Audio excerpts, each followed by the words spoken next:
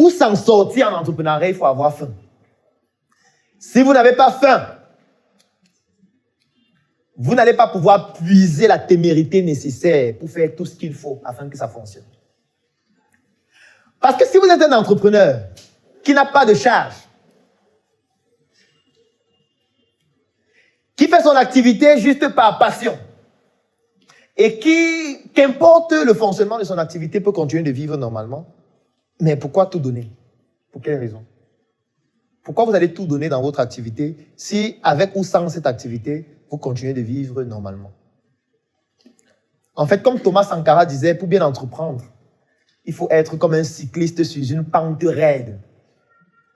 À gauche et à droite, c'est le précipice. Donc, si tu arrêtes de pédaler, tu tombes dans le précipice. Raison pour laquelle tu dois pédaler jusqu'à la mort. Vous comprenez ça? Ça veut dire que tu dois te retrouver dans une situation où c'est soit entreprendre, soit mourir. C'est lorsque tu te retrouves dans cette situation que tu vas retrouver et faire ressortir toute l'énergie qu'il y a en toi pour tout donner afin que ça fonctionne. Tant que tu ne te retrouves pas dans ce cas de figure, tu vas être un entrepreneur médiocre. Et si tu es dans ce cas de figure et que ce n'est pas possible d'en sortir, l'idéal, c'est que tu te mettes plutôt avec d'autres entrepreneurs pour entreprendre ensemble. Sinon, tu ne vas jamais pouvoir mettre toute l'énergie qu'il faut afin de pouvoir t'en sortir. Si tu es un entrepreneur, tu vis chez tes parents, tu ne payes pas l'eau, tu ne payes pas la lumière, tu ne réfléchis pas sur ce que tu vas manger, ce n'est pas toi qui payes tes études, tu fais juste une petite activité de temps en temps, mais quand tu rentres à la maison, il y a le jus de fruits, il y a le billet qui est encore tout chaud, on se rassure que tu dors dans une chambre qui est bien aérée, tu as Canal Sat dans ta chambre. La conséquence directe, c'est quoi? C'est que bon, tu vas prospecter 1-2 heures par jour. 3-4 clients disent non. Tu dis bon, ça ne les intéresse pas.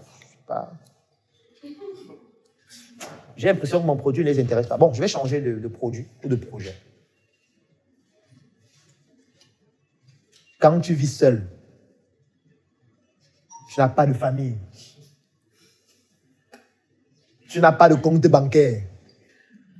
Tu n'as pas de réserve de nourriture qui peuvent te permettre de tenir pendant 1 semaine ou 1 mois. Et que c'est ce que tu vas faire en journée qui va te permettre de manger le soir. Lorsque le client dit non, tu dis oui, effectivement, je sais que vous n'êtes pas d'accord. Mais qu'est-ce qu'on peut faire pour que vous soyez d'accord? Parce que le produit, si je ne dois pas rentrer avec, je dois manger. J'ai faim. Donc, tu ne peux pas me dire que tu n'es pas d'accord. Je dis, ok, tu n'es pas d'accord, je rentre. Non. Puisque si je rentre, je vais rentrer dormir à famille. Donc, il faut qu'ils achètent. Si je me rends compte que je rencontre 10 personnes, personne n'achète, je vais me battre pour rencontrer 40, 50, 100, 200, jusqu'à les gens vont acheter. Et quand je vais rencontrer 200 jusqu'à ce que les gens achètent, je vais analyser le profil de ceux qui achètent pour savoir le point commun qu'il y a entre eux afin de ne contacter que les personnes qui ont ces points communs-là pour que la vente soit plus facile et que je ne me retrouve plus en train de rencontrer 200 personnes pour vendre 10 produits. Ça, c'est lorsqu'on a faim.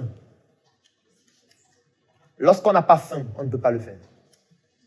Donc, si vous n'avez pas faim, parce que ça peut arriver que vous vous retrouviez dans une situation où vous n'auriez jamais faim, c'est possible.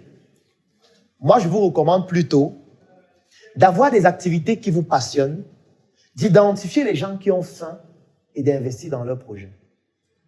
De les accompagner à réaliser leurs projets, dans lesquels vous auriez aussi une plus-value parce que vous êtes un investisseur ou un actionnaire. Parce qu'il y a un niveau que vous n'allez jamais atteindre si vous n'avez pas faim. Ce n'est pas possible.